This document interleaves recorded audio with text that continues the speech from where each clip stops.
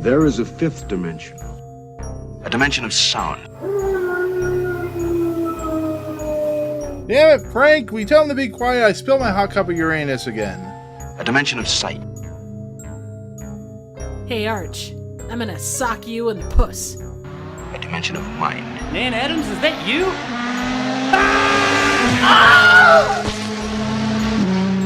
Next stop, the Twilight Zone. What's going on, everyone? Welcome back to the Fifth Dimension, a Twilight Zone podcast. I am your now healthy, somewhat host, Nick. We, of course, were gone for a week and a half. Yeah, physically, not mentally. We're not talking mentally. Yeah. I work with these guys, so mentally is out the window. Yeah.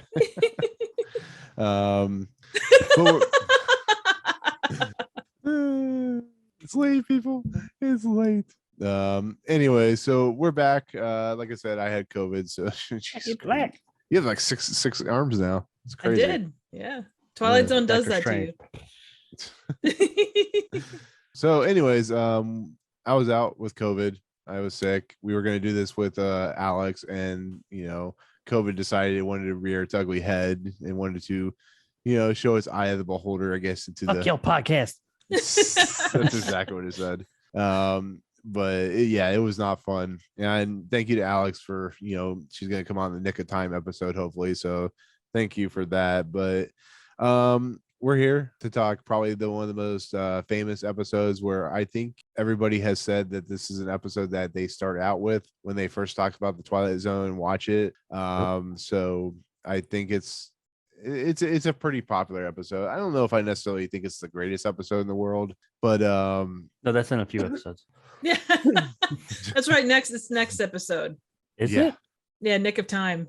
Oh no, it's a few more. Yeah. Dork.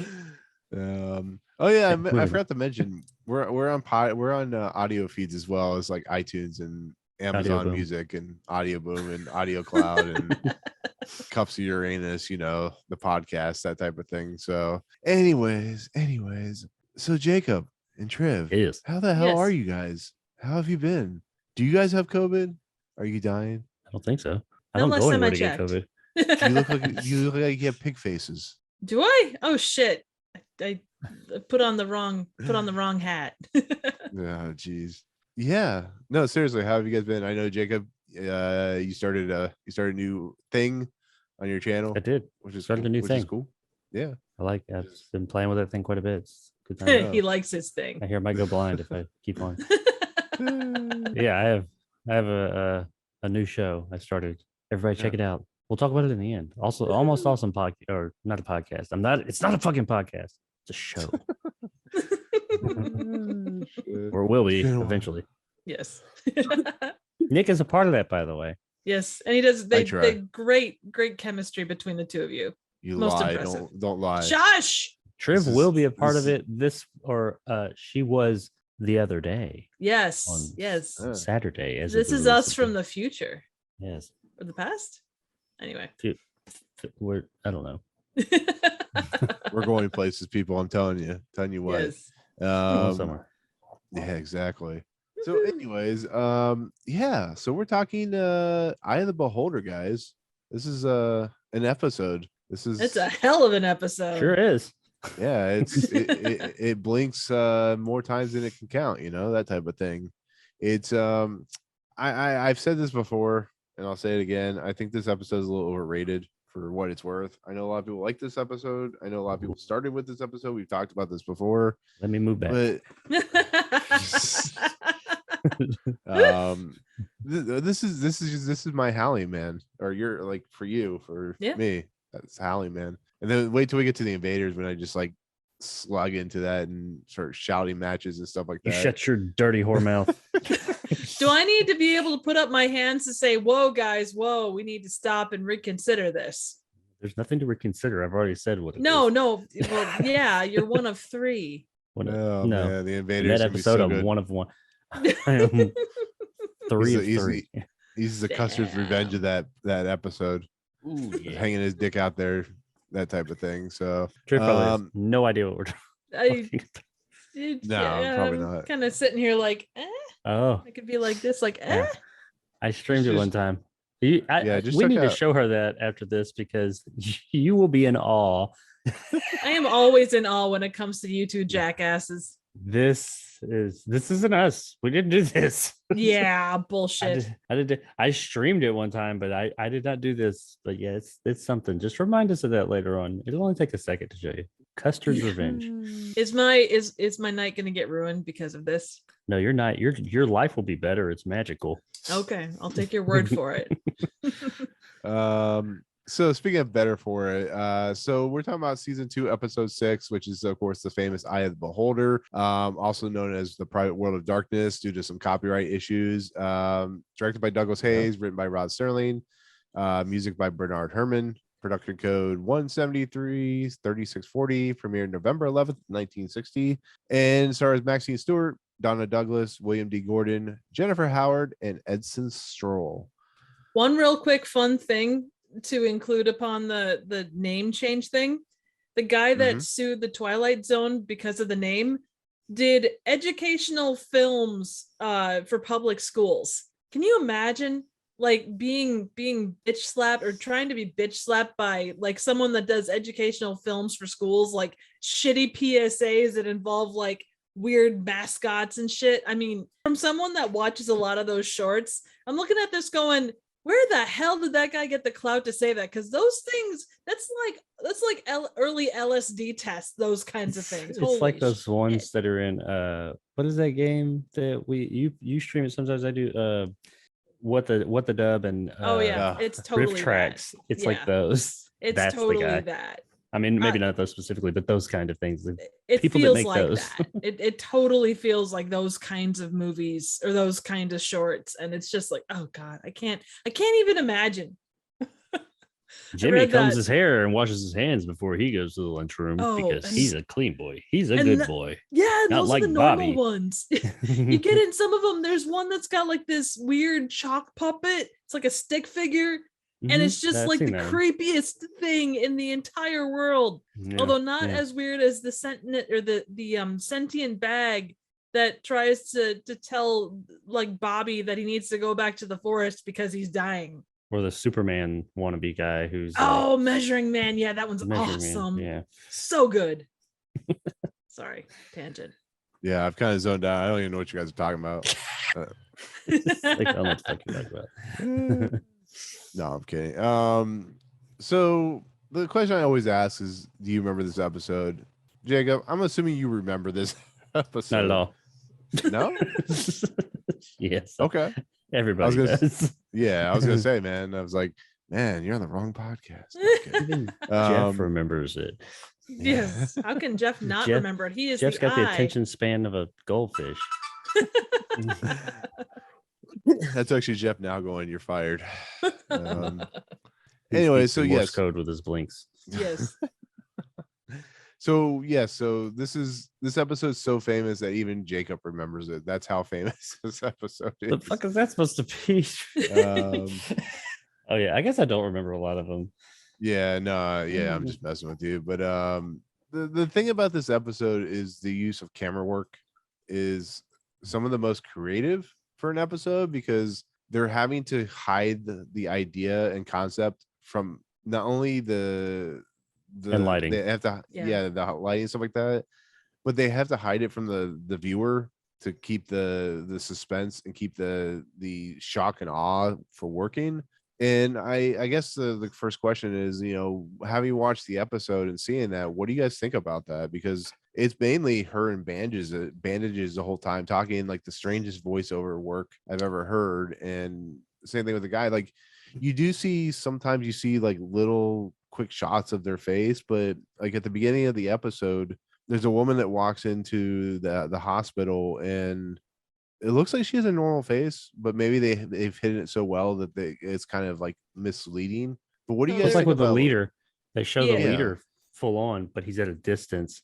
Mm-hmm. And I don't think any small on the TV. So I think that there's enough characteristics, not to get into the spoiler, there's enough characteristics in the faces that our minds just kind of fill in the blanks and say, yeah, that's normal. Because it's not close enough to where we see like the. Yeah. When they do like the first overhead shot, like you do see the one nurse coming in and it's super quick. It's only like 5 or 6 frames worth, but you do see the lady's full face. The other one remains in shadow the entire time, but it's so They quick. were in makeup though. Like, No, I mean, they weren't. A lot of them For they that weren't? one. No, for that one they weren't. Oh. I was watching it frame by frame. Oh, well, I mean, some of the other shots when it shows them and they're blacked out, or they're you can't see their faces. You can tell, knowing what you're getting into, you can tell they're wearing prosthetics in a lot of the shots, and so I thought that was really cool attention to detail. They didn't have to do that because you can't see their faces. I mean, they were worried could've about just not had one of them. silhouettes. But their prosthetics. That's what I like about this episode, is after you figure out the twist in the end, you can go back and be like, oh, I see it now. I see it because I'm looking for it. Of course, going through it this time, I was already looking for it because I knew.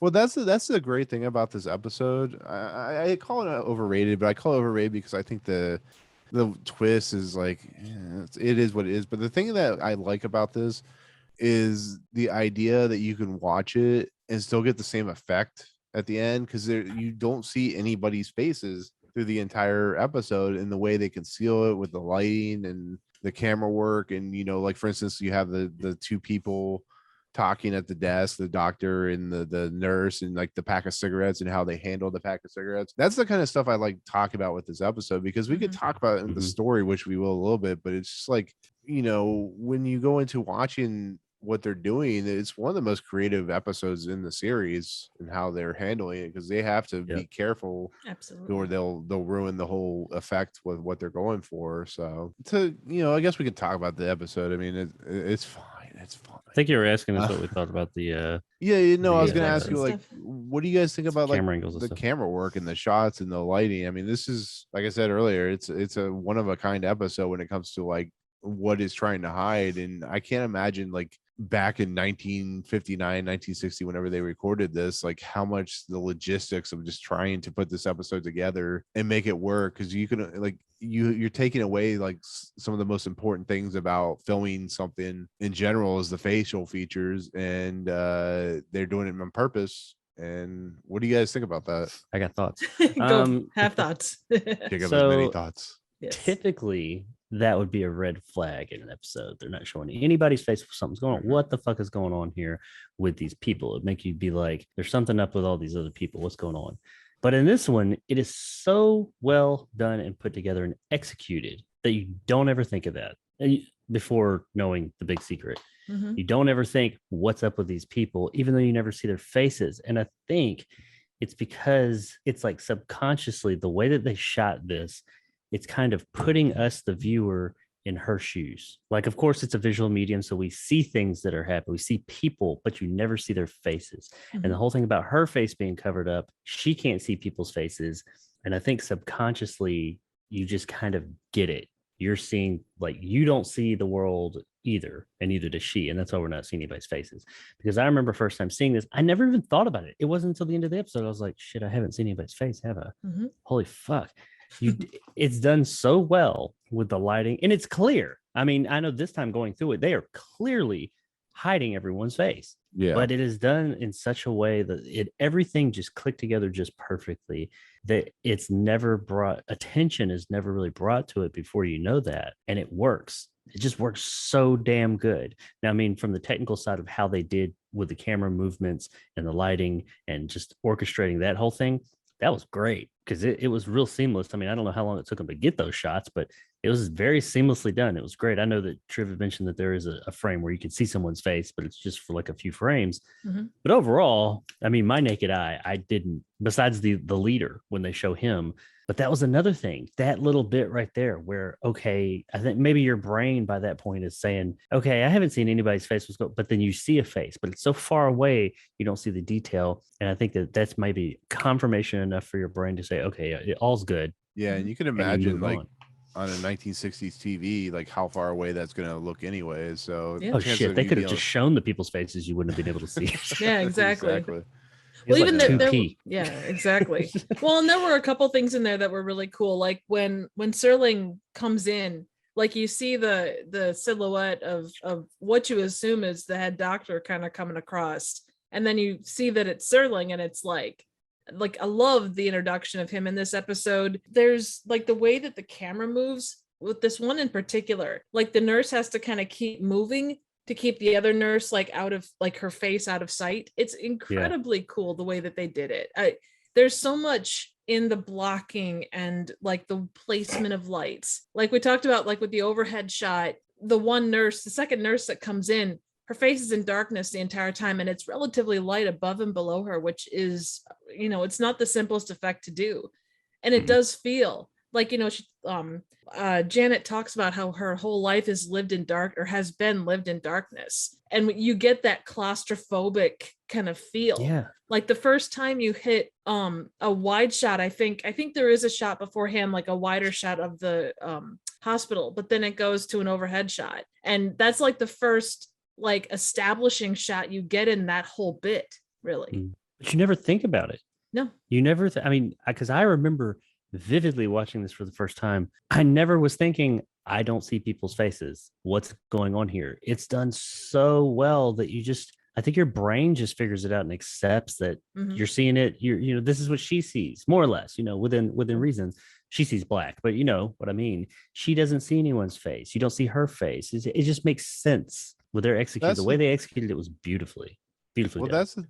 I would say that's the thing that what also makes the episode very interesting is the way Rod Serling uses dialogue and to accentuate the idea of like, why is her face bandaged up? What is wrong with her? Like, what is wrong with this society? Like the whole idea of the eye of the beholder is, beauty, as they say, is in the eye of the beholder. And it's true, it's like when we look at, society today, even today, the idea of like a very pretty woman or, a guy with a six-pack or something like that is what we want out of our life. And that's not always necessarily true. So the idea of like how this episode twists and turns itself just from the dialogue alone is what makes it kind of a riveting experience, because they're constantly saying about you'll go with your own kind and blah blah blah this, blah blah blah that. But before we get to like real deep into conversation with this, let me have you do the opening narration before I forget. Like I warned you that these are a little longer than last week's. So yes, they are. I had it pulled up though. I wasn't going to forget this. Anyway, you've been introduced to Miss Janet Tyler, who lives in a very private world of darkness, a universe whose dimensions are the size, thickness, and length of the bandages that cover her face. In a moment, we'll witness the removal of those bandages, and we'll see what's under them. Keeping in mind, of course, that we're not to be surprised by what we see, because this isn't just a hospital. And this patient Janet Taylor, patient 307, is not just a woman, because this happens to be the Twilight Zone. So in depth. Yes, it is. I do want to point out real quick something else, because I know we're going to move on from the very beginning of the episode. Something that really I noticed a lot, and I know that the main character Janet, she was ADR. By a lot of it feels ADR. Actually, apparently, the woman, the woman that talks and the woman underneath the bandages are two different people, two different actresses. Yeah. And they were actually going to have her do the voiceover of her, but once the bandages come off, she only speaks one time. She says one line, and she apparently made it sound like the woman who did the voice. Yeah, she did. She practiced quite a bit to get the line. Why not just have? I wonder why they had why they had someone dub over her lines. I don't know. Maybe she wasn't a good actress. She just looked pretty. That might be the case too. It could also be just it could have been a lot of stuff. Maybe it was something about her voice, because if she was trying, that means they knew she was going to dub over her before they filmed, if she was trying to sound like her. So I don't know. I found that odd. It might have been a case of like behind the scenes she was trying to actually, because I don't think it says she's played by Donna Douglas, who is the Ellie Mae Clampett from the Clampetts or the Beverly Hillbillies. Really? Yeah, I did not know that. Yeah. Well, there's a lot. It's not just hers. There's a lot of ADR in this episode, but especially in the beginning parts. And yeah, I will say that much from a technical perspective. I know audio is different back then. You can tell there's times it's kind of like jarring. It's like, whoa, that's not in the same. That's recorded differently. Well, just even the room noise. Yeah, from different characters and everything. It's just, it does not always fit. I mean, what they're saying fits, but you can tell that that's ADR. That's dubbed afterwards for some reason. I don't know why. Because that's the beauty of not showing a lot of people's faces, is you can have them say whatever the hell you want, recording it later. He's just doing silently. He's like, Yeah. yeah, we'll ADR that in later. But a lot of this episode is the doctor trying to make her come to the realization that this procedure, whatever, they never actually explain what the procedure is some experimental procedure to make It's your them look face. like, well, I mean, yeah, but they don't never actually explain what it is. You know, they say they talk about plastic surgery and stuff like that. But I like the point where he says her bone structure, flesh type would keep them from actual plastic surgery. But before the act break, it's a lot of just like talking back and forth about like the idea of being different and kind of being segregated from the world because you are not of conformity, I guess you could Yeah. say. You know, there's a lot of conformity talk in this, and All about that. Oh yeah. yeah. 100%. And I guess the question I have is, out of the stuff that they're talking about, how freaked out she is, how, you know, she says a ghetto designed for freaks, as she says, and the hospital is doing everything they can to help her. Do you find this episode relatable in the simple fact of like how we view the world today and the things that are happening, or do you think this is more of its time with the whole, you know, conformity and segregation and the ideas of just like being different, looking past skin deep and all that, or past, you know what I mean, surface level, Yeah. stuff like that? But what is your guys' overall feelings about what happens and what they're talking about and all that stuff? Because it's a lot of really deep conversation that I was once again just outside, blows your brain, it blows your mind sometimes, like how deep the Rod Serling can go. Yeah, it definitely. No. Anyways, what do you guys think? It goes about balls that? deep. Yeah, it goes way deep. Ooh, yeah. I mean, I think there is, like most Twilight Zone episodes, there is universal themes throughout this episode. And like, you know, the idea of, I mean, you don't have to look far today to see a version of this. It's not necessarily a literal version the way you would get like with, you know, the Jews during World War II, or the way that, you know, a whole group is pushed. At least here in the States, you don't get that as much. But, you know, I think on multiple levels, it is applicable across the board, if not literally, then definitely figuratively in multiple ways. I think this episode, what it's trying to say is two-pronged, but both things it's trying to say relate to each other. It's definitely about conformity and things of that nature, like you mentioned, and the big twist in it, of course, and what's really going on definitely lines up with that as well. But hell, even the leader guy at one point, conform, is definitely talking about that and where that can lead our society. The other thing, I think the more readily apparent one that we see that the name refers to, you asked if you think it's still like more or less relevant today, or if it's just of its time. I think that's always relevant. I don't necessarily think that that's changed. I mean, I think that, you know, we as human beings find attractive people are always going to be attractive people in our eyes. You know, human beings are going to find the basic attractive bone structures and things like that of human beings, other human beings. We're going to find the same things attractive nowadays that we do in 100 years. I mean, unless we physiologically change drastically. But, you know, as long as we stay more or less this way, attractive people will always have the similar traits, and ugly people will have different traits. But I think that it's not so much talking about humanity as far as like human beings. It's just talking about living beings out there. I mean, like a dog or a peacock, something. I mean, who knows what they find attractive? But when we look at certain like dogs, if you will, and say that dog is like super cute, that's a beautiful dog. For all we know, the rest of the dog kingdom is like, that motherfucker's ugly as hell, because that's just what they, you know, maybe that's not attractive to them. And it is, beauty is in the eye of the beholder. Yeah. And this is a very in your face literal version, or just like way to not just say it, but you get to see it, and it just, damn it, it's just done so damn good. And when we get at the end, I have even more thoughts about this episode, the way it's structured and where they go from there, because they didn't just, that was a great idea, a great hook, not a hook, a great payoff, but they didn't stop there. So, but we'll get there. We'll get there. Yeah. And you do get the, and I think this is kind of where you're headed to, Jake, but you definitely get the idea that like you start off and you're kind of inside her small world. Like the nurses and the doctors are, they're polite, but they're very cold. Like the doctor is probably the least cold amongst them, but it's still a very much like, we're going to do everything we can because you're ugly as sin and we don't, we got to get you back to where you're supposed to be.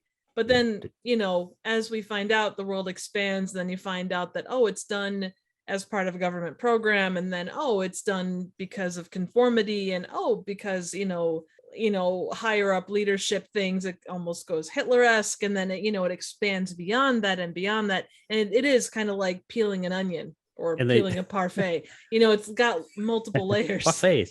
Yes, parfaits. I like how they say, I don't like. I mean, I thought I don't know if you thought the same thing. When they say that, she's like, what are the options if this doesn't work? If this procedure doesn't work and I'm still ass and ugly, what do we do?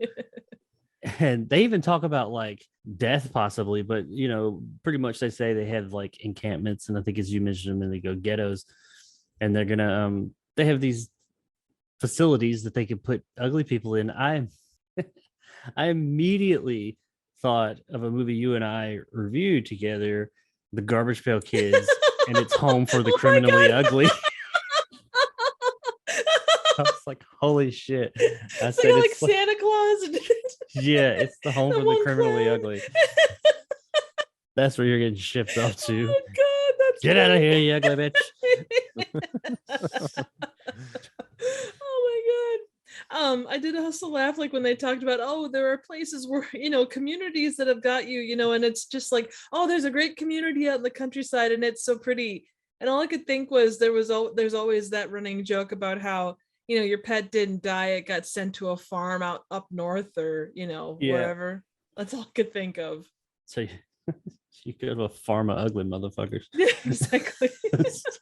But I will say, like, they did handle it.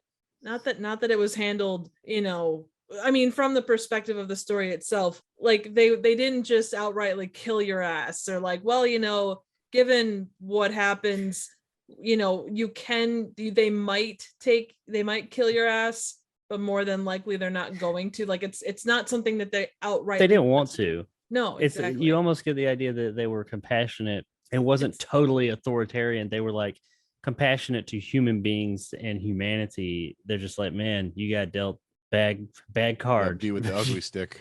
Yeah, exactly. you hit every limb of that ugly tree on the way down. That's unfortunate for you. We hate it, but we have this special place for you to go so you can live out the best possible life you can as an ugly motherfucker. Yeah, exactly. You might we be took the away all the prettiest mirrors of all the ugly motherfuckers there. So. Silver linings. Exactly. Well, and they even kind of like they there's always that you get like that individual that looks down upon everyone, and like the landowner type of guy, and he's like, I am merciful, I have spared your life despite the fact that I hobbled you and took away your house. I will let you live. It's almost kind of like not on that level, but it's that level of they look at it as great mercies that they're giving these people, even though they're taking away a lot of their basic rights. I only gave you 3 lashings this week, not 5. So. Exactly. I'm only charging 90% rent. It's interesting when you think about it, because the way the story plays out and the way it decides to kind of conclude its story, you almost have to laugh, because when you watch people who get plastic surgery to make themselves beautiful, to make themselves like one of the gorgeous people, and then they end up looking hideous. That's what it feels like in here. It's like you're trying to make yourself look like something you shouldn't be looking like. You should be yourself, that type of thing. And I don't know, it's interesting. Like I said, and now you look like Mickey Rourke. But like, she freaks out and she tries to they try to subdue her, and that's the end of the act break. And I would ask you guys what you think of the episode so far, but I'm kind of gathering that this episode all around is pretty perfect in its structure, storytelling. Unless you guys have problems with any of it. We kind of glossed over a bit that when we were talking about the alternatives, she actually asked, she wants, if this doesn't work, can you just put me down? Yeah. And the doctor's like, no, that's like in extreme cases, which you're not. I mean, you ugly as fuck, but it's not an extreme case. But she's like, I never got the feeling. You have the leader character that we'll talk about in a minute that you see be very authoritative. You get the idea that this is somewhat of an authoritative government structure, wherever it is they live, but there's still compassion there because no one is. So there's some of them are cold. It's more like they're at work, they're at a job. It's like, yeah, sorry, fucked up. But none of them are ever mean. None of them are ever blaming. And I like that because in these types of stories where you deal with these kind of regimes, it's usually everybody's a dick. Everybody's a Nazi. I don't know if I can say that on YouTube. Sorry. But everybody's, just this evil person and just mean to, our protagonist. You didn't get that here. They are all compassionate to, I'm sorry that this has happened to you. And she's all in on the belief system of this world that she lives in. She's like, oh no, I'm all fucked up and I just want to die. Just fucking kill me. Which that might actually be a bit of a commentary on people that do live their lives not being what most people consider attractive. There may be times that, maybe they're ridiculed or they feel stared at and pointed at, and they're just like, I just don't want to be here anymore. And, we could take it real deep with that, but no doubt. I think well, and just so the you could look at the brainwashing on a couple of levels. If you've been told your whole life that you're ugly as fuck, I mean, she's drank she's been served the Kool-Aid clearly since way back. And, you could even go into the idea of, and this is a bit off kilter, but like the idea of beauty standards. And not obviously this is more government based, but, like the things that, like any kid that suffers from, feels shitty about themselves because they see media, whether it be magazines or, YouTube or TikTok or whatever. And, Absolutely. There's all these beautiful people and why don't I look like that? And, I'm ugly, Well, that's media. Yeah, that's media all around. Everything from, like you said, YouTube, I mean, and famous people and how they look. And Chris Hemsworth. Why don't I have abs like Chris Hemsworth? Because you're not working out 6 days a week for 5 hours a day and right off of camera sitting there getting sprayed up with fucking baby oil and doing sit-ups and push-ups. That's why. You think that guy looks like that? He probably does. That guy's like a fucking Greek god. But I mean, most people don't look like that. Even like the ones that are ripped, they don't look like that all day, every day. CGI. No, kidding. In this case. I mean, some people's cases, but I mean, a lot of people that they can make their bodies look that way, but your body's not going to sustain that. But that's the thing. Like right now, real life, our society has said that's the standard.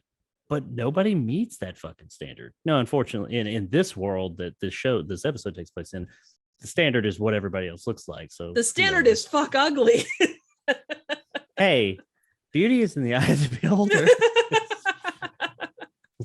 They all have Elvis lips, like just thank you very much. No Elvis lip, a pig nose. Uh-huh. Oh, you ain't nothing but a pot-bellied pig. Some of the cool things that have happened, and you see this as the episode moves along, is they start getting more and more loose with the idea of their of these individuals. So like, for instance, like one of the doctors starts walking and the nurse walks with him, so it's like here's his face and it's like slowly moving with the nurse. Oh yeah, so it's great blocking. Yeah. Okay, as it moves, it's like covering up exactly what they don't want you to see. Oh, it's incredible. They did such a great job. Like, I wonder how many times it took to get that shot exactly the way it needed to be. Yeah, can you imagine the blocking they had to do and like the tape on the ground and stuff like that? Just do it with CGI nowadays. Yeah. But the thing about this segment is the length of time it takes to remove the bandages. In the shots they use to remove the bandages, where we actually see from the first person point of view of whatever her name is, Janet Tyler. Janet Damn it, Janet! I love you. Before we get there, did you make any observations about the leader, or is it just me? Oh, it totally Hitler. I mean, Yeah, well, it's- that's obvious, but I mean, it was something else other than that. No, I mean, hit it me wasn't a with it. thing when this came out. I swear to God, it looked like Michael Myers. It It- looked like Michael Myers standing there. He even had like the same outfit, and and maybe I was But looking at at the least face a this bit guy more takes a because, bath. yeah, but he looked like Michael Myers when it was like showed the far away one, not the close up, but the far away. It looked just like Michael Myers. Anyway, pretty maybe that's funny. just me. Maybe I just watched I think I just watched the Halloween trailer. Maybe I don't know. Possibly. Because they did actually, so all the leader's movements, like his hand movements, and I'm sure a good chunk of the way that he spoke was based off on of Hitler. I mean, Oh, was to it be just? fair, I knew it was based on political leaders. I didn't know it was just. I think it was That based one. on, that's what the trivia said, but that could have Probably. been just to be fair, William Shatner is in the next episode, so it's very possible, Jacob, that was Michael Myers that you saw. So maybe the mask came out. You know, the mask had been out for many decades. So, Mm-hmm. Why are you putting my face like that, Penny? What? damn I mean, it, if we were, Janet. this is we get the longest removal of bandages ever, because they were like talking about how like they want to slowly allow her to like readjust to the light levels and stuff like that. And they're talking about, can you see my head? Can you see me? Like, yeah, can you see No, like there's John fucking Cena? bandages on me. I can't see shit. Just You know take what these this fuckers off. is? This is classic like stretching techniques. Like bad movies will have like 15 minutes of credits beginning and end just to build up to that time. Hey, so they can get the theatrical release. Exactly. But let me ask you guys that question. Like them doing that, like how much more suspenseful did that make that whole segment? Did it like make you go want it more? Like, you know, when you wait to have sex for the first time, it's like, God, I want it so bad. You waited? That type of thing. I think if you watched it from the perspective of like the first time you ever viewed it, like like premiere type of thing, I could Yeah. see it being that because they did take their time, and it's like foreplay. Oh, this yeah. it's deliberate. It's real deliberate. Oh, of course, yeah. I think that I can't speak to this time because once again, I don't remember that I remember the scene, but I don't remember how I felt about it when I first saw it. So this time Same. I totally knew. But I can say that you want to see, even though I know what she looks like under there because I've already seen it, you want to see, you're like, well, how bad is it? Right. How messed up is she? Oh my God, did she like get in a motorcycle accident and drag her fucking face across the concrete? I want to see all the gross. It's like watching a train wreck. You don't want it to happen, but you can't pull your eyes away. So you're sitting there and it's just slowly happening. You're like, oh, let it happen. And then it takes it off. You're like, what the fuck? It's Marilyn Monroe. And her hair looked fucking awesome. Yes, I have that. I said she has fantastic hair, seeing as how it's been covered up by those bandages all this time. Like her curls are perfect. How are your curls perfect? There's not even any bedhead. It's like in The Naked Gun. I think it's the third one when Frank Drebin falls through like a ceiling and into water and everything, and he just gets up and he's like covered in dust and he just comes up and goes, and his hair is perfect. or like you take like the glasses and drop down the ponytail and she's all that and she's like freaking stunning. Yeah, of course. I mean, everybody knows if your hair is up and you have glasses on, you're ugly as sin. You have to let your hair down and take your glasses off, and then you're hot. Duh. Exactly. I mean, that's why you guys are so damn good looking. I have to let my hair down. I had to shave my head to have that happen. So that's okay. You're both really, really good looking. But no, but seriously, you have no glasses and your hair's down. See, we're just a podcast full of attractive individuals. I know. Hello, right? ladies. Hello, gentlemen. Hey, baby. Welcome to the if you're fifth interested dimension. in Patreon. Welcome to the fifth If you wanna be- dimension. If you want to be After a jarhead, dark. Fifth Dimension After Dark, the 69th edition or Oh dimension. yeah. I see where episode 69 is going. Oh baby. Oh my God, what is it? So the time that they make you wait on this episode is blue balls, I would say. Would you say? Yep. Like it is like the amount of time that they I was making a joke. I'm like, man, she has a lot of fucking bandages on her. She must be real ugly. And they must have just like fucking, this is like Oswald Cobblepot and Batman Returns ugly, you know? I didn't know what the fuck was going on. Is Paul Rubens gonna like destroy this kid. Like, what the fuck is going on? But I do like the first person shot. Like, you see like the stuff being removed, and it gives you kind of a like, what the fuck is going on in this type of situation. And it's it pretty much goes from there to being revealed that she is quite a beautiful woman. Real beautiful in our sense. Why? Yes, you know why it took so long? Very beautiful. Yes. You want to know why it took so long for the bandages to come off? Because they were waiting in anticipation. Oh, Rocky. Patient. Okay, there it is. I was waiting for it. Well, it is kind of funny because once it's revealed that she is very beautiful, and that the people around her, I like how they go, ah, it didn't work, doctor. No What change at happened? all. No change. And all of a sudden you see their faces like, damn, that bitch ugly.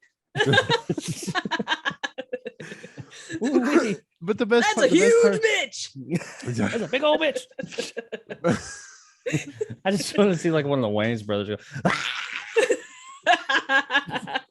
But the best part about it, it's almost funny in a way, is like when she's like running down the hallway screaming and stuff like that, and everybody's like, one dude's like macking on another chick, and like, just like the way everybody's like, there's like 6 of them just come out of nowhere.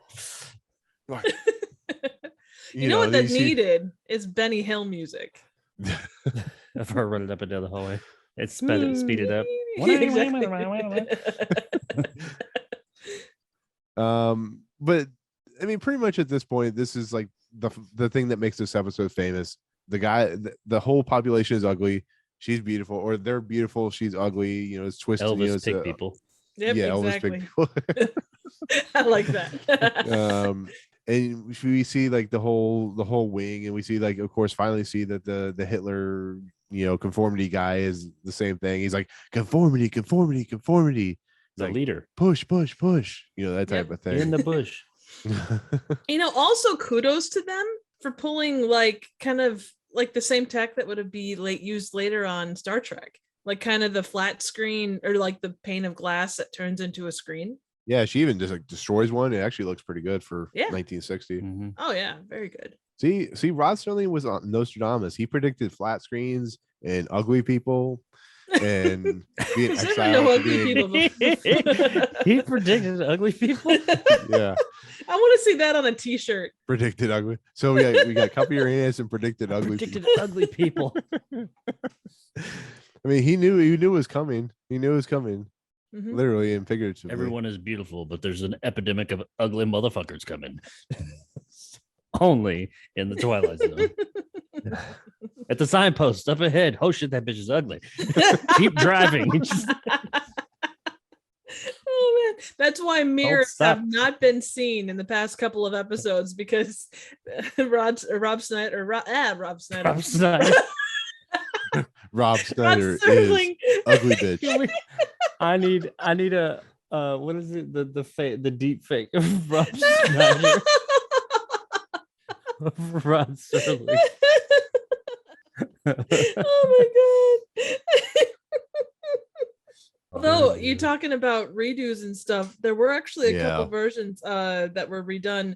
So it was redone in the 2003 version where was it? Yeah. This seems like one you just can't redo, because you can redo anything, but you shouldn't redo, because so many people know this one. So many people know it. So if you go to redo it, it's Hook. And there's other facets and deeper stuff that we have talked about, and we'll talk about with the episode for sure. But the big hook is that she's beautiful in our eyes and everybody else's ass and ugly. So I feel like if you did it, it just wouldn't have nearly the same impact. I mean, I guess you could make it look better, but that's not what it's about. You get the idea. These ugly motherfuckers. She's pretty. I mean, I don't see why you would redo some shit that nobody redo fucking, I don't know, the execution. Per Chance to Dream. Oh, no. Hey, me and Triv redo it with a new story. We think that episode's beauty in the eyes of the beholder. Exactly. What is Per Chance to Dream? Well, in that case, you're wrong. One other piece on this too is Serling actually reused the theme of this episode for an episode on Night Gallery, not Night Galley. That'd be Night weird. Galley. Night Galley. That'd be a great hotel or a great late night brunch place. Night Galley with Billy Bob. But to end out this episode, so they finally get her under control, under calm, to be calm or whatever, and she's introduced to Mr. Smith. Hello, Mr. Smith. My name is Mr. Smith. And of course, he's a Tyler.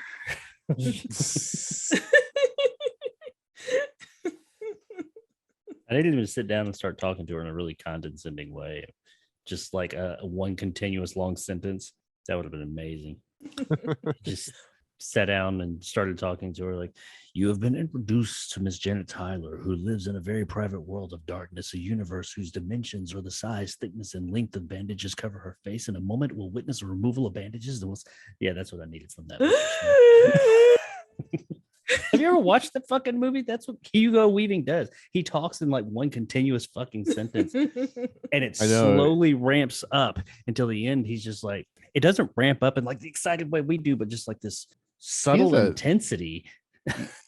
I mean, think about V for Vendetta when he's doing the V speech. Yeah, it just rhymes. like it's like it just goes on for like 10 minutes. And it's like, what that's apparently that's a Hugo Weaving thing. He does not know what periods are. Well, that's most of the population under the age of like 18 nowadays. Yeah, but he just has amazing lung capacity as well to just continuously also do. It's like, when is he going to stop? He's half fish. We're going on a tangent. I don't even know how we got here. I think I brought up Mr. Smith, and it was all downhill from there. Yeah. One other fun tangenty thing is, and then we talked about this before we got on air, but the scene of or the episode where Leela gets two eyes, they do that same bandage, and they it's pretty much shot for shot from this. It's like the whole episode is just bandage removal. Pretty much, yeah. exciting bandage removal action. Dead kids too. Like if your kid really wanted to do that. That video could go a lot of different ways. Depending on what website it resides on. Very true. But I gotta ask you guys to conclude this episode, like this actual episode. We meet Mr. Smith. He's like, we have a village for you, eyes of beholder, on the nose type of thing. Dum, dum, dum. And she kind of just accepts her fate, goes off into the world of beautiful people or ugly people, or Oswald Cobblepot ugly people, those types of things. But they just kind of go off, and Mr. Doctor guy is like, have a nice life, hopefully we'll never see you again because we want to go fucking a pig pen or something like that, that type of thing. But we don't want to see her ugly face again. But they did actually, it took a little bit for her to be okay with it. It's like when you are trying to introduce a kid to like a new group of kids. She was very timid and very scared, and then it's like, it's okay, he won't hurt you. Well, it's like in that God damn, he's ugly. Basically. You want me to go with that ugly son of a bitch? Oh my god, what happened? Well, no, I was gonna say it's like the movie segment with the kid in the house and stuff like that, and Walter Jameson, all that good stuff. At the very end, she's like freaking out, and all of a sudden she's like calm and collective, and she's like, hey kid who can control everything, come with me if you want to live, that type of thing. Like that's what this is. Like the way they calm down is quite amazing, actually. Well, I actually, oddly enough, in all seriousness, I viewed this as a happy ending. Yeah, from that perspective, within the structures of that, she's going to find happiness there. She doesn't realize it yet. I think she still thinks that, oh, this sucks, but she's going to get out there with people that are her people. And I mean, yeah, it still has the whole conformity and segregation and everything, if we even want to go there with it. But I mean, she is going to ultimately find happiness because she's going to go to a place where she's not judged every day. She talks about how she has to walk down the street and kids are crying and all this, and people look at her and point. She's not going to get that at this place. And I think ultimately in the long run, her character will find happiness for the rest of her life. And that is one of the things I loved about this episode, that it didn't take that route that every other like type of world we've seen like this one in entertainment is always oppressive. And of course there's an oppressive aspect of it here with the conformity thing, but all the people that inhabit this world, like they do in other ones, they always come across as oppressive too. They don't here. They're all compassionate. Nobody's blaming. They're not. It's just like, oh, this is unfortunate. It sucks. It's like cancer. It's like she has cancer, or cancer's not. what's the like a tuberculosis. It's like she has tuberculosis. You can't Red stay Sox. around everybody, but it sucks that Blue you waffles. have this. Oh, shh. It's like she has this disease pretty much that she can't be around everybody, but everybody is really compassionate about it. You don't get that. And they don't like ram that point home either. That's not something the show, the episode ever says anything about. That's just something I picked up on, that you just don't get that, because movies are usually very in your face about certain themes like that. And it's usually, that's just the template. If you're in an And asshole especially world, of that everybody's an time. asshole. Yeah. Everybody's oppressive and an asshole. But no, everybody here was very compassionate. And then in the end, it was like everybody was cool. It wasn't like they were like, get away. They're just like, oh, they're more sad that, oh, that poor woman. And they found a way for her to go and at least find some remnants of happiness. I don't know. I found just this, maybe a realistic happy ending, if you will, Right. because that's how life is. Life is compromises. We don't get those happy endings we get in movies all the time. Sometimes it's a compromise that leads to a happier ending. And I thought that's what it was. Maybe I'm reading into it too much. Well, I think you definitely get, given the scenario of everything that goes on in that specific world, that was probably the best possible outcome for what was headed her way. And I think too, sort of the compassion that you see, at least from the doc, I still say that from the nurses you do get, and I guess that's, it's you colder, run across, but it's not it's mean. colder. No, it's absolutely not mean. It's like the professional politeness that I'm sure a lot of like, because I remember I had like surgery at one point and the surgeon was incredible, but his bedside manner was freaking atrocious. But that's not what he was supposed to do. That he had, he just had it's his work. job. Exactly. It's work. Exactly. And he does the people in those, well, and this is any job, but in the medical profession, they do need to, like you said, bedside manner. That's a thing because you're dealing with human beings. But there is going to be a certain amount of, you are less of a human being at this point. And I think that's something that doctors probably struggle with. I'm not a doctor myself. Oh yeah, but I'm sure. You're less of a human being while I'm at work and more of a part of work. That doesn't mean that they're discounting your humanity. It just means that you're a thing that I do at work. I'm not looking at you as far as like you have a family, you have a past, you have a life.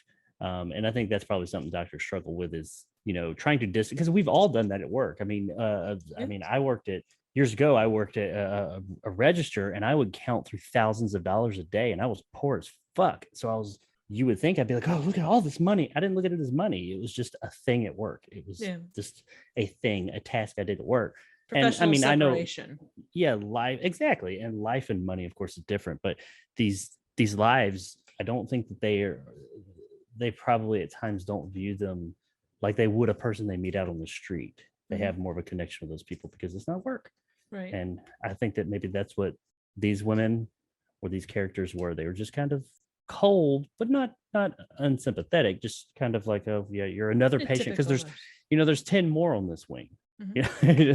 We see this every day. I can't get connected. True. No, that's very true. And there's that, if you did become connected, that would be not conflict of interest, but like you'd lack that professionalism. You wouldn't have the objectivity that you need to keep things going. And you wouldn't make decisions that needed to be made that were tough sometimes, that were in best Very interest and things like that. So I mean, you can't exactly sneak Janet out the back and give her a mask. Exactly. I mean, you could nowadays, but we haven't gotten there yet. But I did want to comment on. I thought just overall, this was and we've talked about top and bottom heavy episodes before. This is a very, technically bottom heavy. We're gonna call it a top heavy episode. What I've said. I think it's what I mean by that. Paid. I don't even think it's either. I think it's evenly paced because it's just we're getting. It has. Okay. Okay. I'm sorry. Yeah. No, I'm saying, but like as far as the. As far as there's been episodes, probably every episode I mentioned Third from the Sun, fantastic ending, but the rest of the episode was just kind of like the ending made the episode. And it's one of those episodes I had to look back and say, oh, well, really the episode really wasn't that great, but the ending's just great. This is one of those ones that has a fantastic, oh shit, like a legit, this is what you think of when you think of Twilight Zone. It's like, holy shit, I didn't see that coming, that kind of twist in the end that everything else builds up to. So it is top heavy in that regard, but it's done so goddamn well. And I think one of the main things is they don't straight up depend on that reveal. Other episodes that have been like that, like Third from the Sun, the reveal happens and damn, it's done. That's over. You're left with it. That is what it depended on, you getting to that point. This one, you get there and you still got more to go. You still got other stuff. And yes, the lead up was, you got much more substance from it. You understood the pain this woman was going through. You understood, like I said, the compassion of the world, even though it is an oppressive world, that gave it some more character to me. And everything was done so damn well leading up to that. It was never boring, even though nothing was really happening. It was a woman bitching about being ugly and hopefully her plastic surgery work. And then afterwards, the whole running around thing, she didn't just, she ran around like a mad person, but then she meets this guy and there's just all these other things. They don't depend solely on the reveal that she's beautiful in our eyes and they're ugly as sin. And, you know, that whole dynamic.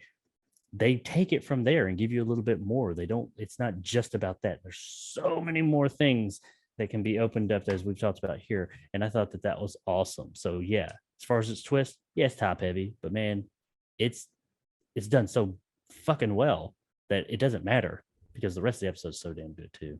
Oh, I got a couple of trivia things on this. So William D. Gordon, who plays the doctor, was George from Nervous Man in a Nervous Man in a $4 room. He was the gangster guy. Yeah. Georgie. Hey, George, you're here. We said your name so many times that you got to come to another episode. He just showed up one day and said, did somebody call my name? Yeah, he went over and like decided to be ugly, you know, that type of thing. The other thing is Jennifer Howard, who played one of the nurses, marries Samuel Goldwyn Jr., who of course is MGM. And she is the mother of Tony Goldwyn, who of course really, I didn't know that. Yeah, Ghost and directed Dexter. And was in Tarzan. So did Tony Golan directed Ghost? No, he was in. Ghost. He was in Ghost. I mean, he directed Dexter. That's what I meant to say. He directed some Dexter. I think it was Dexter episodes. Oh, just like some episode. He wasn't like the creator or anything like that. No. Oh, okay. I knew he's the bad guy in Ghost. So yeah, that's kind of cool. So there's a lot of famous talent in this episode. Lineage. Yeah. It's also one of the highest rated episodes of the original Twilight Zone series, which that's kind of known, but yeah, that's my trivia. Hey, it's good trivia. It is. I'm sorry, Triv. I didn't mean to cut you off. God, stop. No, you're all I'm good. Sorry. You covered all the important stuff. The only other one I had was, would you stop saying sorry? That's my thing, you dork. Hey, Triv. Hey, Triv. Hey, Triv. What? He's sorry. Oh, for fuck's sake. Sorry. We're sorry. Y'all can piss off. Triv. Okay, Jeff, I'm gonna poke your fucking iris out if you don't stop. Blink. Yes, you do blink. And it's really cute, but that's neither here nor there. Yes. God, the tangents have been top notch tonight, I think. Oh. So what Nick said, this episode, Triv? Oh man, we're not doing rankings yet. This is just general talk. I really we still haven't done the closing narration, so we're not. That is true. That is true. I really like this episode. Like even with the music, there's not a ton of music in this, but where it comes up, I appreciated that they used it sparingly, but they did it right. I feel like yeah, it's an episode that I've seen it many times, and it's one that I would watch anytime because it is every time I watch it, I've seen something new. And from a critical perspective, watching especially the technical side of this, it was a joy to watch. And not that Twilight Zone isn't always fun, you know. Not always. Yeah. Go ahead. Yeah. I mean, it wasn't, you know, but mostly. I mean, most Twilight Zone episodes have some interesting stuff, whether it's like the Dutch angles of Howling Man or, you know, the way that they do different things. From the second that it starts to Rod Serling's entry on to the way that they do the shadows and, you know, blocking and all of it, it's technically a really awesome episode, especially for the time. And not to say that there weren't other shows that did it, but there wasn't anything that did it quite like this. And I don't think there are many episodes that do it as well as this one.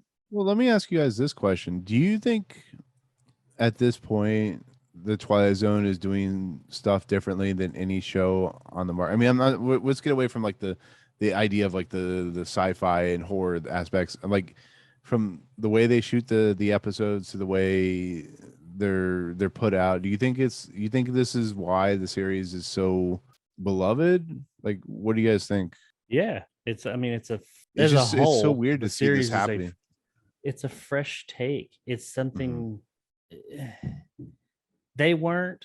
The funny thing is they weren't getting stories like this that were so fresh and original back then. Everything was either a sitcom or Game like a show? western or a game show. You know, as far as like fictional stuff, it was sitcoms or westerns, maybe a spy thriller. They weren't getting like and if it was sci-fi, it was like Flash Gordon, which I mean, it's got its place, but this is like a serious take on these. For the most part, a serious take on like these really interesting, like out there stories at times. No, there was nothing else like this at the time. I mean, now I wasn't alive then.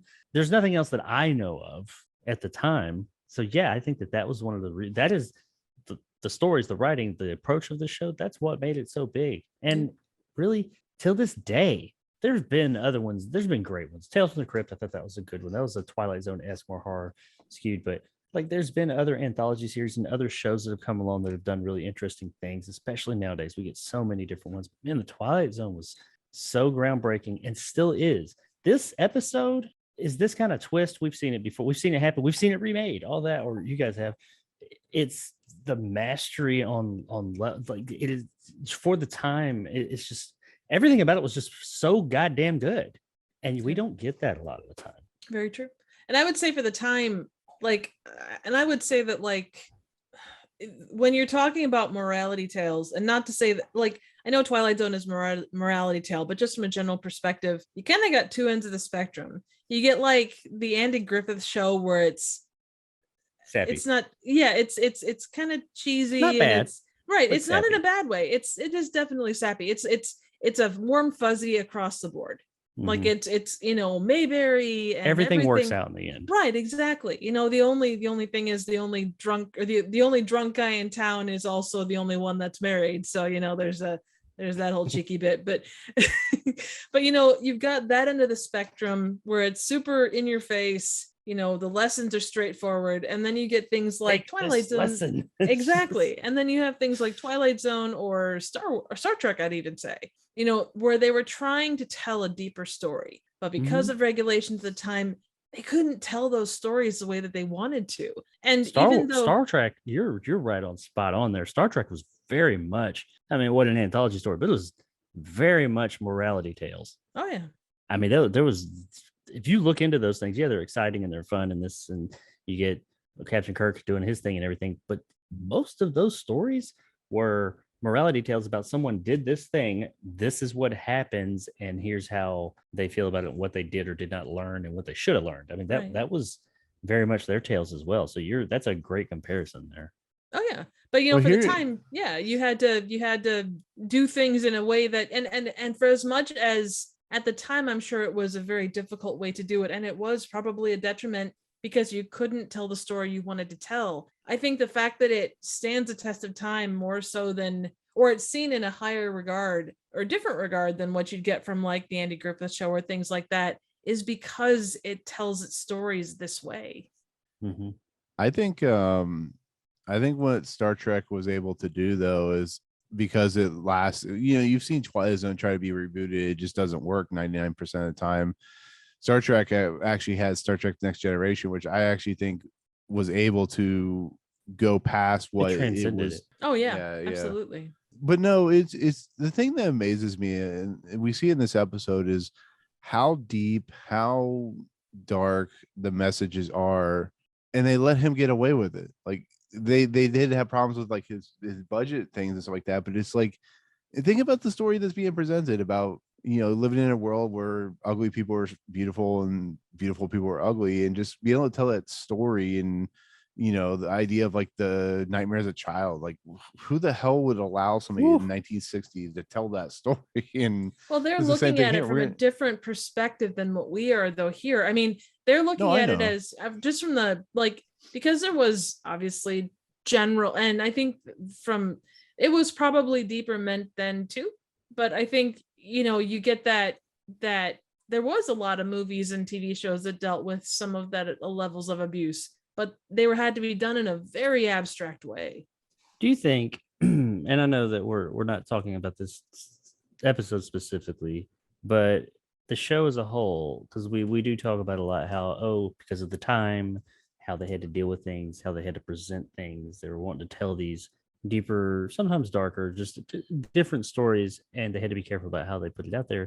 Do you think that helped? That it forced them? Do you think maybe that's what made it so unconventional in that good way, and why they're so original? Because they were forced.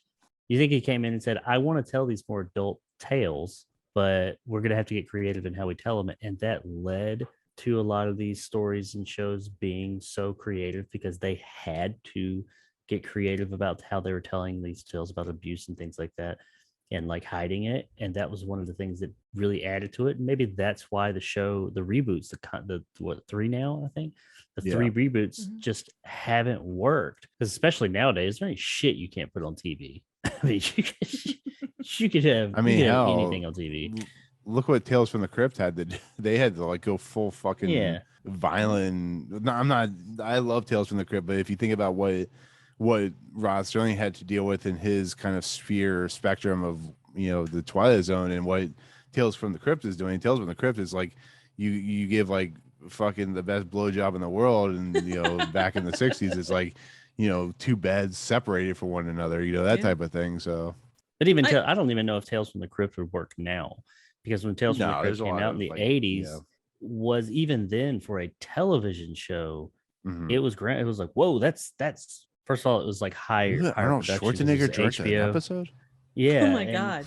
But like, oh yeah, it was a great episode too. But it was even pushing boundaries of its time. I mean, it was vastly more violent and vile and graphic than the Twilight Zone could ever even consider for a moment being. But for the 80s, I feel like it was doing what the Twilight Zone was doing back then, but for its time. If you did that now, people would be like, I've seen that on YouTube. I mean, it wouldn't be the same. And maybe I think that's one of the things that made the Twilight Zone, it pushed boundaries, but I do think maybe they were forced, not to say they weren't creative, they definitely were, but I think that they were forced to be even more creative. And that was one of the really cool things about how we're sitting here each week talking about shows and all the subtext and everything. And all that subtext is there because they were forced to be creative, and that just added to the whole thing. Could be wrong, but I think you're right. I think maybe. That you look at, and this isn't quite the right example, but like a movie with a low budget. Okay, you take any CGI movie made in the past, 20 years. The things that you have to go through to build creatures and all that kind of stuff is different than someone with, a $10,000 budget trying to create something from scratch. The things that he has to go, the things that person has to go through to create what they do, they have to think outside the box. I have the perfect analogy in the movie world for it.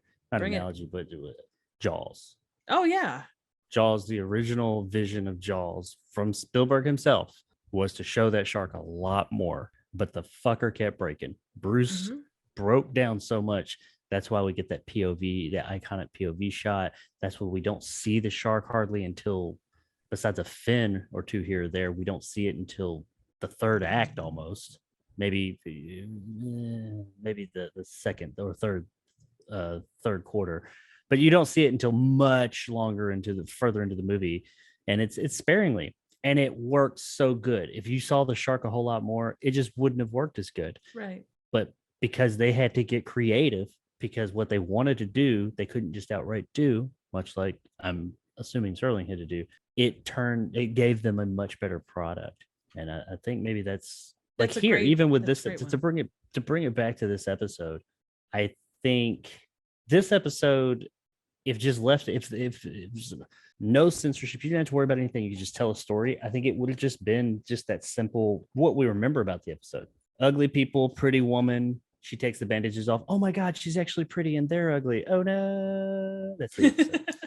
But the other thing since too, they wanted to tell all these, they wanted to do all these other things, they got creative, and they creatively inserted all this other stuff, the authoritarian stuff, the stuff about, the wartime stuff with Germany and all that, and their government, the Orwellian stuff, and then all the segregations and all the other things that are in this episode could possibly not have been there if they were just left to their devices, and it would have made them possibly lazy. Well, and don't you think too, like half of this episode is trying to show people in like, getting the cigarettes, having a conversation in the hallway. If you took away those shots and just showed the people without anything, you'd lose a good half of this episode. Like, it would be such a simple idea that I think you'd lose like half of your story. Like, even just shot wise, like, you look at, when I went back to watch it, I was trying to think, what was in the first half, what was in the second half, what do they do to stretch it to 23 minutes? And it's like, oh God, they do this, they do that, they have this conversation, they show this shot from above. It all added to it. Yeah. None of it was filler. I never felt like, okay, these people are just fucking talking, get on with it. I was never bored, and I knew exactly what was going to happen. Which I know, I don't think I need to give my thoughts. My thoughts are the episode. The thing that episode does is, like you were just saying, it has a lot of expositional dialogue, but it never insults your intelligence when it's explaining it. It's giving you information, which is what a good story does. And while also giving you the information, it's giving you world information, while at the same time giving you a look inside this woman's life in her mind and how she feels about all of it. Yeah. So it's not just someone dumping exposition about the world to get it out there. No, it's very naturally done. Everything has a purpose and a place.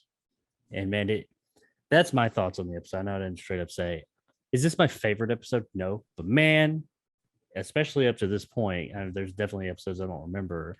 This was the first not the first episode I ever saw, but this was the episode in my early 20s, late teens. I can't remember, right around 20-ish. I think it was actually my early 20s when I did binge all of them. This was the episode I caught on TV and said, oh yeah, the Twilight Zone. And I watched it and was so blown away by it. I said, I've got to watch all these. Nice. And I'd seen it when I was a kid. My mom watched them and stuff like that. And I'd see them here or there. And I was very aware of it. I love the movie, but it was this episode I remember that I saw one day on TV just by happenstance. And I said, I want to go find all of these. And that's when I watched them all. So this episode does hold a little bit of a special place in my heart. Because like Nick said in the beginning, it is kind of a gateway. A lot of people, this is one of the first episodes they were. Well, I think, didn't Ben say this was his first episode? Somebody said it was their first episode. Yeah, it was Ben. I don't know if it was his first. It was definitely one of the early ones. Mm-hmm. But I've made no bones about what, at least from what I remember, my favorite episode is, and that one's coming. And who knows? maybe my opinion will change. I haven't seen it in years. But I've always just it's a good episode. I don't know if it's a number one episode like that. That's just that's how I feel. But it's a good episode. I'm not gonna lie. Do this now? You want to do it now? No, but seriously, this episode do we need to have sound bites? This episode is fantastic. This is fantastic. Good. This is a top 5 episode, absolutely. And I'm going to be pushing closer to the top of that top. Like this is a very high up there episode. I know you said you don't think it's like, you think it's a bit overrated. Well, and it's one of those episodes that going into it, I'm like, yeah, it is a bit overrated. Then I watch it and I'm like, no, it's just that fucking good, man. It's even going in, knowing what happens through and through, remembering it vividly. It was still, as Tripp said, a joy to watch. It was so damn good all around. This is a really perfect episode, man. Tell me a lull. Tell me something that's not right. Tell me something besides, we saw somebody's face for 3 frames or something like that. Well, and like I say, that was more just something I found interesting. Oh, yeah, I know. I was just joking. ADR is a little off in the beginning. ADR is a little off in the beginning. Besides that, man, this episode is so damn spot on. But, well, before we actually get into the actual rankings, let me have you close off the episode with the narration. Oh, absolutely. It'll be 3 hours. Now the questions that come to mind. Where is this place and when is it? What kind of world is this where ugliness is the norm and beauty the deviation from that norm? You want an answer? The answer is it doesn't make any difference, because the old saying happens to be true. Beauty is in the eye of the beholder. In this year or 100 years hence, on this planet or whatever or wherever there is intelligent life, beauty is in the eye of the beholder. Lessons to be learned in the Twilight Zone. Good stuff. Good stuff indeed. And also I must go, Norm! It's a norm. I really just wanted to be where he says, you want an answer? It doesn't matter what It doesn't fucking matter, you asshole. what is it? I don't follow wrestling, but I know that thing The Rock does. It doesn't matter what you have to say or what you think or whatever. That's I want that cut in right there. Doesn't matter what you want. I could be totally wrong with that. I know I put that in one of my videos one time, but anyway, Nice. I love The Rock. This is kind of a random question, but I just got thinking about it. Do you think that Serling was going for not warm fuzzy per se, but like more upbeat, or was he looking at this as a look at the state of this world? It's sad that these people have to be segregated. Like, how do you think? What do you think his mindset was? If you can even judge what his mindset was with this. I don't know what he was going for. I can only speak to how I took it and what I drew from it.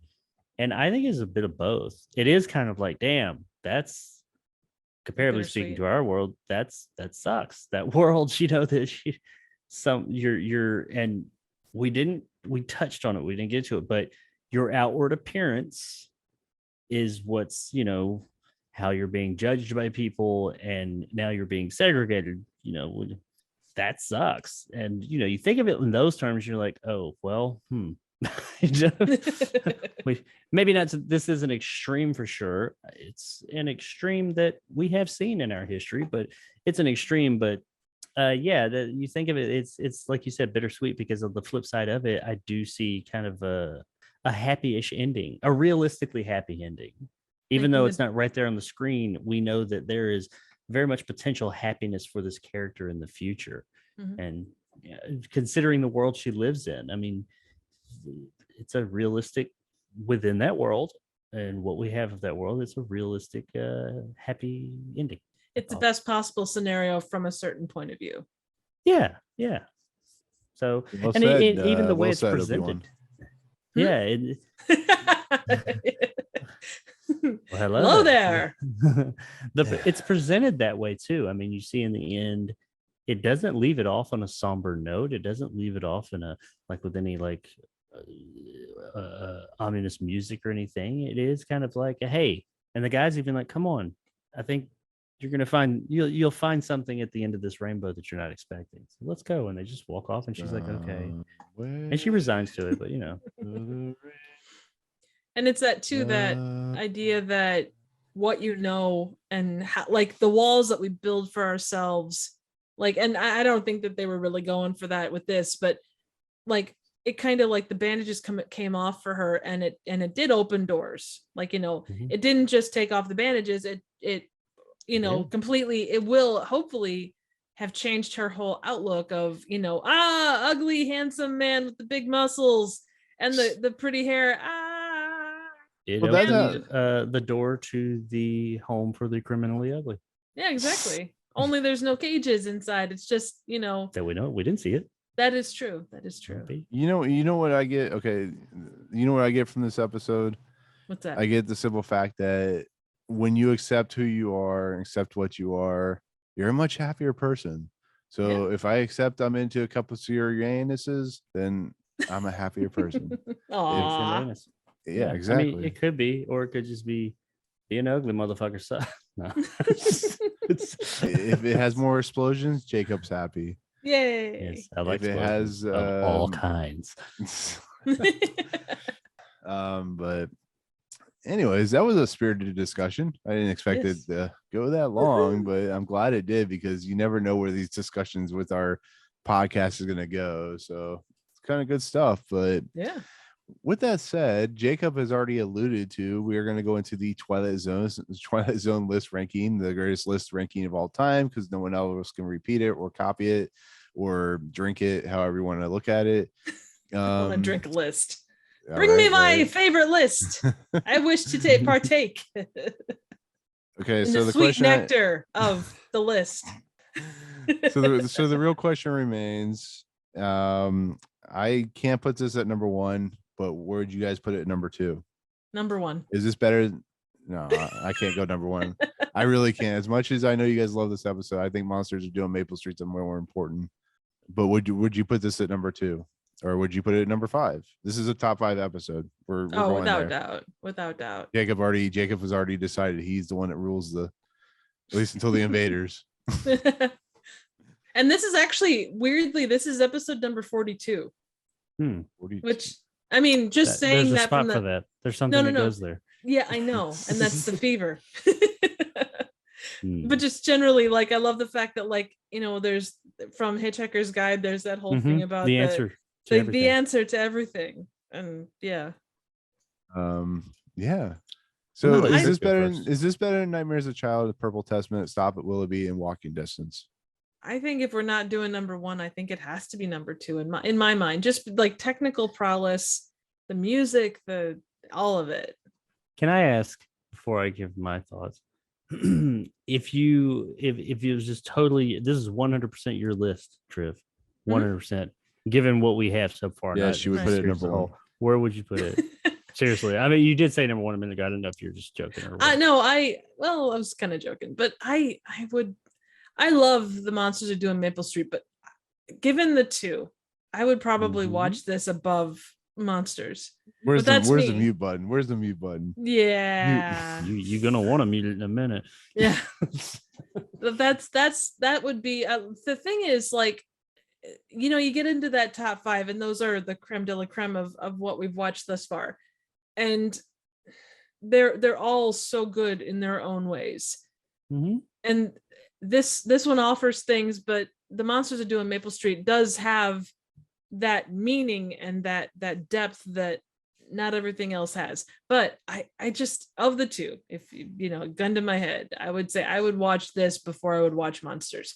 But that's, you know, it's comparing like a really awesome cheesecake to like a really awesome Triv, we haven't even lava gotten to cake. the invaders, and we're already dropping Monsters out of number 1. And I'm not saying I'm okay leaving it at number 1. I'm just That'd be saying too. if it was strictly my list, Yeah, that's what I was just wondering.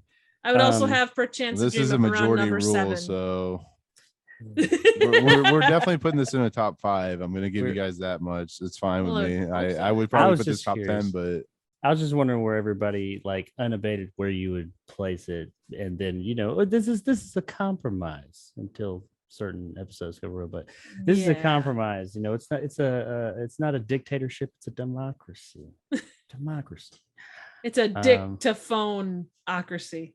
So you're saying that you're saying number 2, but like in your world alone, it would be number 1 up to this point. Yeah, but then if you ask let me me- next let me- week, if you were to well, ask me next week where Nick of Time would go from my recollections to this point, that would be right up there as well. I can't say it'd be number 1, but it would be up there. okay. But So another I'm Nick's gonna like, ask. I need Jacob to shut the fuck up. No. I appreciate your candor, Jacob. Mhm. No, here's my question that I have. When you think about the Twilight Zone, you think about the long run and the long game, do you think about Monsters Are Due on Maple Street, or do you think about Eye of the Beholder? Eye of the Beholder. I think in of all 16. I think of the 16 No. millimeter shrine. I think it means between the 2. I feel as if we're both. I haven't even said where I think it should go, but I feel as if Nick and I are both trying to win Triv over to our side. I haven't even said what my. I'm side just is. I'm just asking the straightforward question. I might be because like I know- 38. of the 2 of them, I was introduced. Eye of the Beholder was not the first one that I saw, but I have seen it more. It's more enjoyable to me just because of the things that we've talked about, and just from the perspective of the story. I don't know, it just hit differently with me, but that doesn't mean anything in that respect. Like, Monsters is an incredible episode, and it hits on It means, on it many means something to many. your world. Oh, I mean, yeah. So it means Like I something. say, of the 2, when I think Twilight Zone, Eye of the Beholder, I think over Monsters. Is it my turn? But I would also craft Willoughby in that top in that thing as well. And as much as Willoughby is known, it's not as well, you know, it's not one you think of off the bat, you know, in the way you do Monsters or Eye of the Beholder. Mhm. So I'm a terrible person to ask this. Indecisive. This is where it becomes hard, because you have to ask that That's what tough she question. Yeah. All right. Jacob, how about you? Oh, okay. See, So your t-shirt says it best. Ever make mistakes in life? I just did. No, I'm just kidding. this is my mantra. Anyway, okay. So now this is based, as it should be, purely on everything we've watched up to this point. So 42 episodes of 42 episodes. 156. Out of the 42 that we've watched, this is the easiest one thus far I have to rate.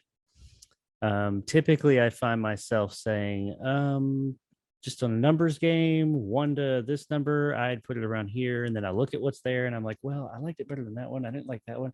Of that, and perchance the dreams up there, and I'm trying to figure out, because I'm like, maybe I don't think it should be this high, but I liked it more than this one or that one, but I like this one. Blah blah blah. I just am perfect. Well, in my world, perfect or not, very imperfect, but in my world, this would be number 1 up to this point. I think the Monsters in Maple Street was good. It was real good. It was a real good episode, but this episode is pretty damn near perfection. This is a great episode. It is, in my opinion, you asked a great question a minute ago. What comes to mind more between these two when you think of Twilight Zone? This one, for me, every time. Now, granted, it wasn't my introduction to Twilight Zone, but it was what got me back on board and made me want to watch this show. So maybe that's why. But I sure as hell do, for me, in my world, I hear more about this episode or see more references to this than I do Monsters Are Due on Maple Street. Great episode. We're talking about number 1 here. One's 1, one's 2. I mean, neither are bad. But man, this episode is iconic as shit. And it is, I could not find anything wrong with it besides the ADR, which that's just a technical thing. But I couldn't find any faults with this episode. It was perfection from beginning to end. Well, then let's ask this question. Nick, what about this episode? You said that it was, overrated. What were the things about it that didn't speak to you? We haven't really, I apologize. We haven't addressed that very I just think it's an overhyped episode. Just in the sense, I mean, when I say overhyped, I don't mean it's a bad episode. It's like watching, it's going to piss people off. Is that the episode's fault, or is that the people that are doing it? And does that take away from how great the episode is? I don't know. I feel like the episode has this stigma of being like really special, and just like there's stuff about it. I don't know. It's hard to explain. I'm That's probably okay. Stuff about it you don't like? Tell us. Yeah. It's It's 100% cool. You're in a safe space. Yeah, you're safe here. You're in no the one spiral. else is listening, just us. Yeah, exactly. And the 13 other people. Yeah. And the government. No, I just never found it that engaging, to be fairly honest. I think it's interesting. It has an interesting ending, but it's like, I guess I just gravitate, like, how you gravitate towards like the space episodes, Jacob? I gravitate to like Monsters Are Due on Maple Street or Howling That's kind Man. of a space episode. The Monsters, yeah, that's true. I like the sci-fi episodes, but yeah, the space ones, I do like space travels, like hard sci-fi, but I do like the more sci-fi skewed episodes. I think every time I watch Eye of the Beholder, I'm just not as invested as I am with like Monsters Due on Maple Street, because I don't know, it's hard to explain. I'm not really coming off very good in this. No, I know, you're fine. You're 100% cool. Which twist blew you away more the first time you saw it? Of the two, Monsters Are Due on Maple Street. Really? Eye of the Beholder is cool. I think what sets Eye of the Beholder apart from a lot of Twilight Zone episodes, though, is just the nature of the build-up, the tension. I think the biggest maybe issue I have is just the reveal. It feels like, I can kind of see that coming if you think about it. But I guess you can't hold that against it, because it is a huge message of like, we once again conformity, and it doesn't matter which side you view, that type of thing. But it felt so, I guess the first time I watched it, I was like, I found more out of like the Howling Man than I ever did of Eye of the Beholder. It's the same thing when we watch Time Enough at Last. It's the same thing there, where it's a really good episode, but it just is more predicated on that buildup of the big reveal in my book more than anything. But like I said, it still has interesting concepts and theories. It's just, I don't know. I guess it's hard. No, like I get you. It's more caught up on that iconic moment than it is in the rest of the episode from for you. You know, like I said, I became more entranced by like Nightmare of as a child than I ever have with Eye the Beholder. But once again, Eye the Beholder's, you can't deny what it did, how iconic it set itself apart for the Twilight Zone. So I give it that much credit at least. I just never found it like, what's up? Oh, sorry. Go ahead.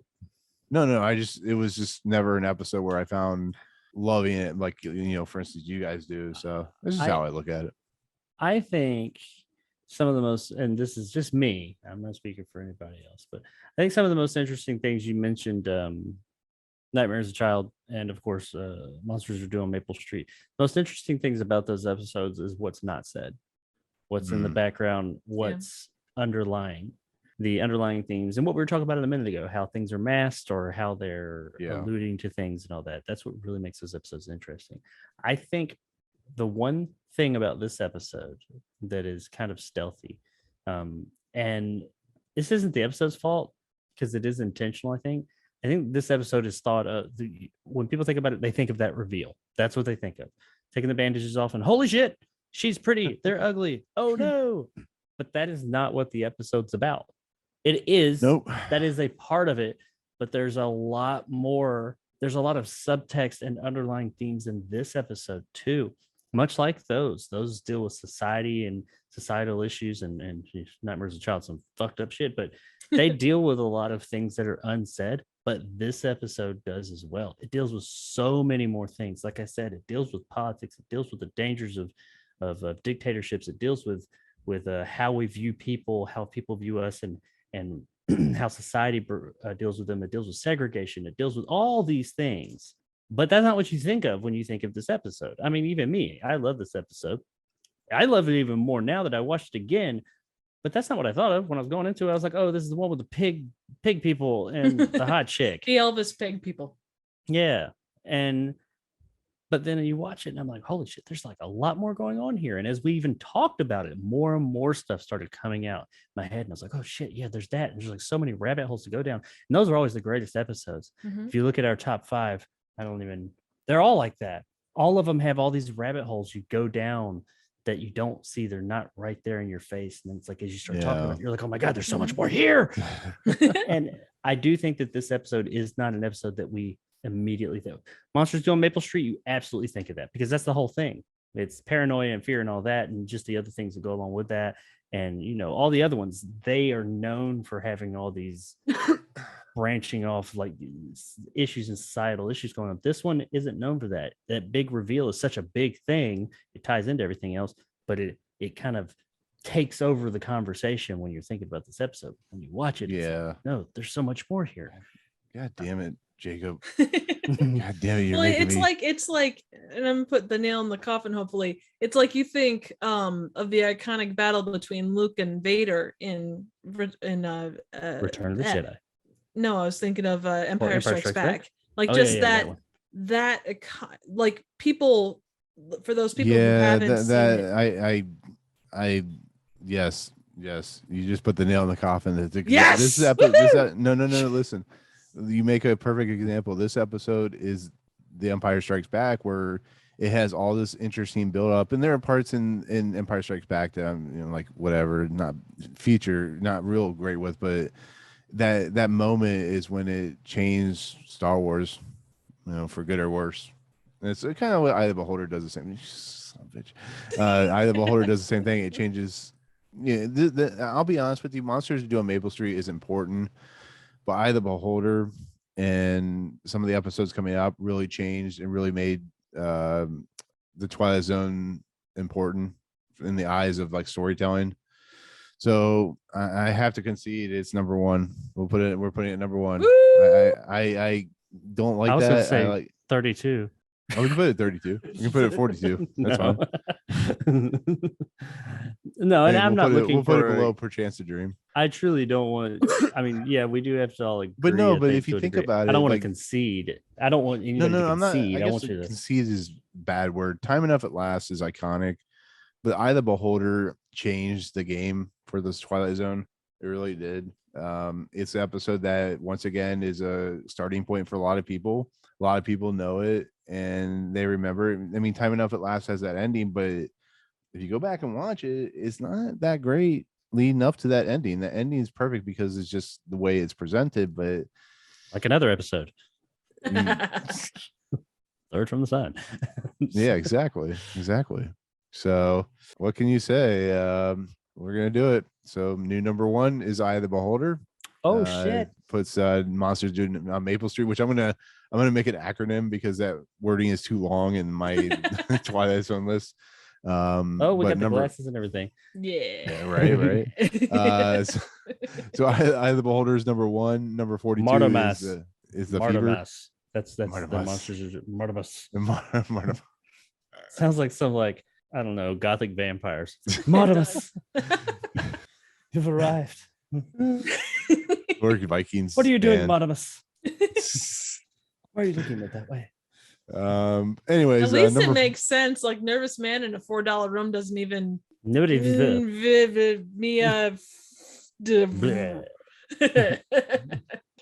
shot an arrow to the air is I like taking my eyes. The Fever is Franklin. So anyway, new number 1 is the Eye of the Beholder. Number 42 is still the Fever. I'm sure that'll be supplanted at some point in the future. So anyway, I don't know. Yeah, probably not. The Invaders. I do wonder what is going to, when we're all finished with this, what is going to be at the, I wonder 2 things. What's going to be at the bottom, like the worst episode ever, and how bad that motherfucker's going to be. And where is the Fever going to eventually end up ranking? Will it be more than 10 away from the bottom? Are there 10 worse than the Fever? Just we still haven't gotten to season 4 yet, so you might want to hold I know that's where a lot of the bad Stinkers? ones are. Yeah. That's what everybody says. Once again, and I know I keep talking about, the invaders. It's been 15 plus years since I've seen it. I might shock everybody and come in here and be like, no, sir, I didn't like it. Oh my God. You know what? I just realized you can't put like that in Jeff's eye anymore or as easily because he blinks. Or is it there? Hey. No. But still, when he blinks, it's going to go over top, or that's going to go over top of it. There are ways. Is it? I can make it happen somehow. Don't push it past him, Triv. Oh, that's true. Damn it.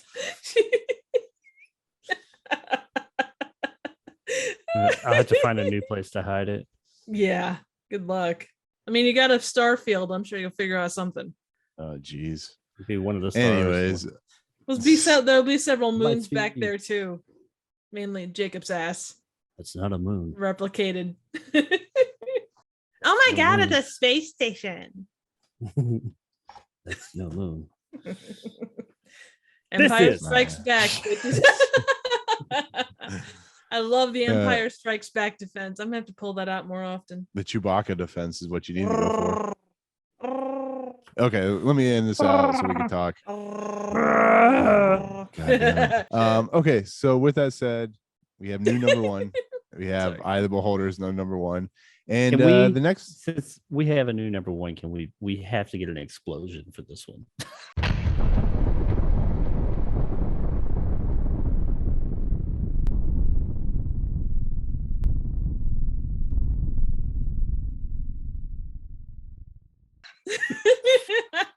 At least for number 1. I will try an explosion. I will try if I remember.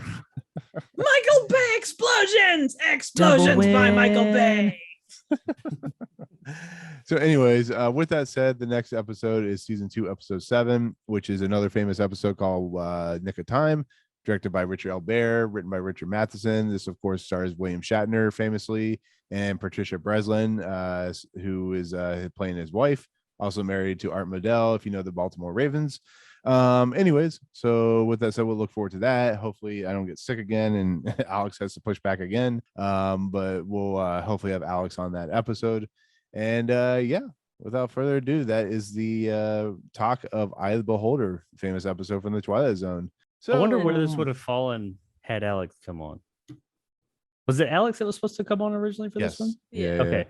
I wonder where it would have fallen had she come on for this one. We'll have to ask her Oh, next she would week. she would have been right with you guys. I guarantee you. I guarantee it.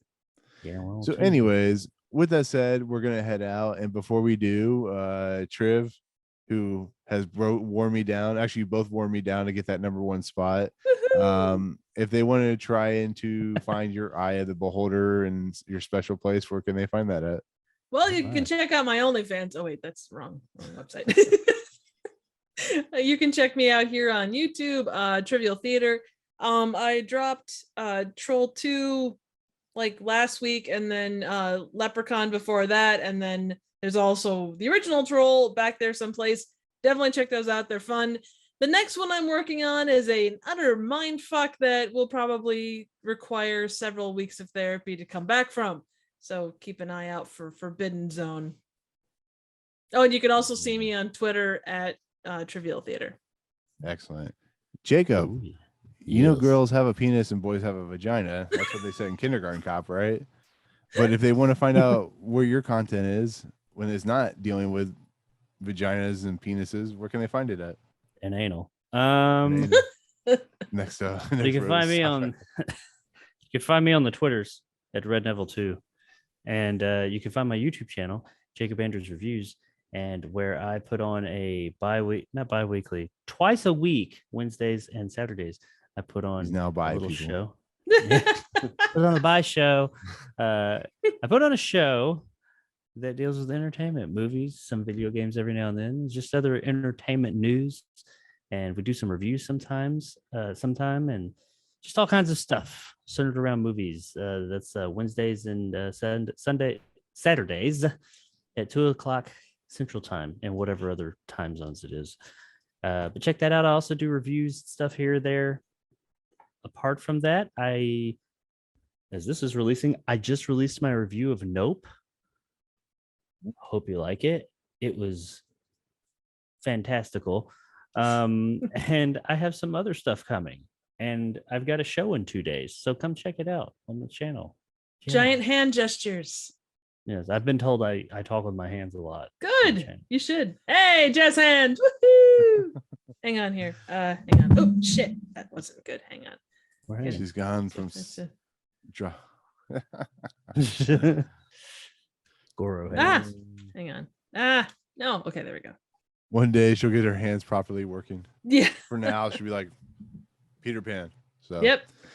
I'm a Anyways. real boy. Wait, that's the wrong. Hey, musical. hey, Want I to be a don't real judge. boy. And with that said, I am, of course, Nick at Movie Emporium. You can find all my content there. I also did a no spoiler discussion, which has been posted as with this recording. I'm going to talk about Westworld as I usually do. I am on Jacob's show, to support him and talk about that too. Halloween ends. Yeah, Jacob's Absolutely. always almost awesome, show and stuff like that. He doesn't want to call it a podcast; he calls it a show. People, he smacked me around a little bit for that one. So, anyways. Find us also on all the audio feeds like Audio Boom and stuff like that, those types of things. So with that said, for myself, Triv, and of course Jacob, we'll see you next time in the Twilight Zone. Peace out, guys. Arrivederci. Vaya con Dios. Yeah. And you have to do the eyes. I know it's a little bit more difficult for you. You have to go Antissa. Hang on. Antissa. Patient. That'd be a hell of a thing for a Twilight Zone podcast or Twilight Zone thing. That's the thing about Jordan Peele, by the way. He does Twilight Zone like no other when it comes to his movies. The movies are like straight up Twilight Zone movies. That's what I was thinking. I was like, I was thinking that while I was sitting there watching the movie, I was like, he just makes really long Twilight Zone episodes. I haven't seen his 2019 or whatever it was, Twilight Zone, but I want to say that I don't know if he had any creative input on it, but if he did, I bet it was probably really good.